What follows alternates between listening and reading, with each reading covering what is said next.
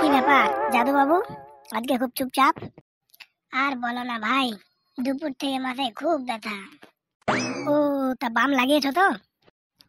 হ্যাঁ রে ভাই, বাম লাগালাম, ওষুধ খেলাম, মাথা ধোলাম, কিছুতেই কিছু হচ্ছে না, কিছুতেই কমছিল না। তারপর আমি কি করলাম জানিস? বউয়ের কোলে মাথা রেখে শুলাম। বউ মিনিট 15 মাথায় বিলি কেটে দিল। তারপর না শালির আঁচল দিয়ে একটু বাতাস করে দিল আর কি। তারপর আমার মাথা ব্যথা হো হো করে কোথায় যে চলে গেল বুঝতেই পারলাম না ভাই। বলেন কি, তাই নাকি? তবে আর বলি কি মশাই, একবারই ম্যাজিক।